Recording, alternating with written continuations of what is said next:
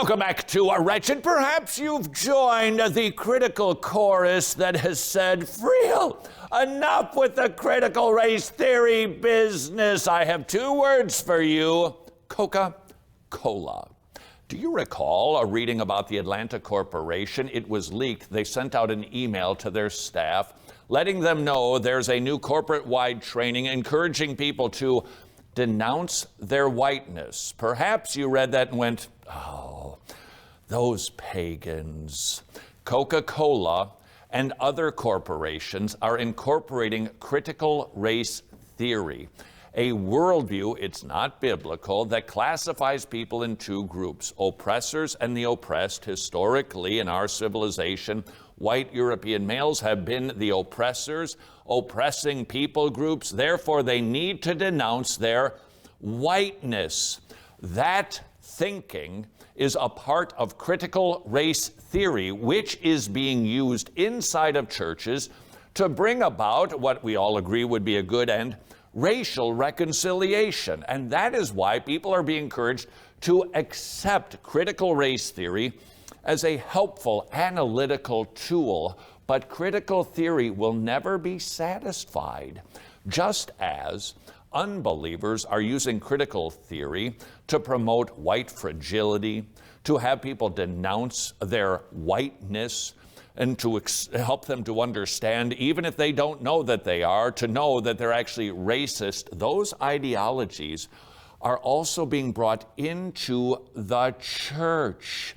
Identity hermeneutics is a cousin to critical theory, and it is being smuggled into the church as a new way to interpret the Bible. Only those people who have been oppressed can get it rightly. With that as a backdrop, now let me reread to you what Brad Klassen wrote about identity hermeneutics.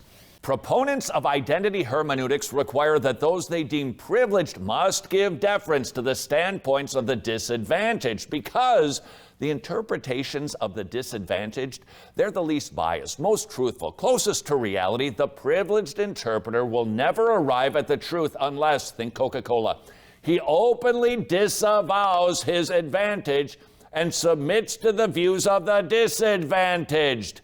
That is critical theory, which is being applied to corporate America, being applied inside the church to hermeneutics. You must disavow your privilege. You must disavow your whiteness. Otherwise, you can't understand the Bible correctly.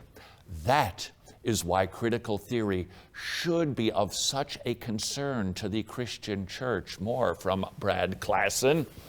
Before even approaching the biblical text, the privileged reader must conduct a thorough exegesis of his own identity. He must acknowledge that he can never rise above his uninterpreted self in his current state. As he comes face to face with his status as an oppressor, he must identify and problematize every advantage he discovers, even those he may not personally enjoy, but which are nonetheless characteristic of his community. As you hear what is going on in the realm of education, corporate America, government, so it is, it will creep its way into the church and do the exact same thing. Critical theory is not merely about helping races get together. Only Jesus can do that.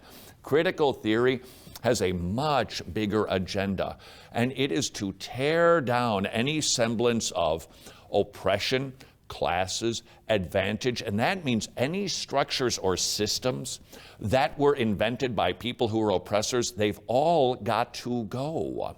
That has huge implications, and it does not restrict itself merely to government, society, or to commerce.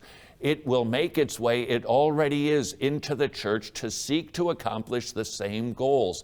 Everything that the Western church perhaps has enjoyed, has built, and that has studied for centuries and determined this is the best way to do stuff, it's all got to go. That means if you like a particular type of music, it's got to go if it came from the oppressor class. If you like a certain type of architecture, those buildings have got to be torn down. Do you like liturgy? Sorry, that was written by an oppressor. That's gotta go too. That is critical theory inside of the church, and it is being smuggled in right now underneath the guise of identity hermeneutics. More from Brad Klassen. If the reader is male, he must ensure that female scholars have a dominant voice in his biblical interpretation. If the reader is Caucasian, he must determine that commentaries authored by people who have a color of skin historically associated with suffering will have a special influence over his exegetical process. As a heterosexual, the reader must commit to giving due consideration to the perspectives of the LGBTQ community. If the reader lives above the poverty line, he must promise to wrestle through the works of liberation theologians until the reader views the biblical text from these marginalized standpoints. He cannot possibly arrive at the truth. What a tragedy.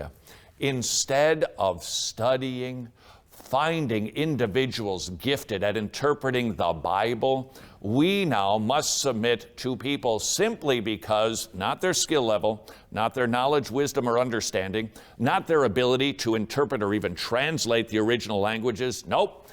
Now we understand the Bible based on classes. How anti-Christian is that? And that is precisely why, if you sniff critical race theory trying to make its way into your church, close the door, seal the windows, and don't let it in. Good morning, heathens. I'm your teacher, Mr.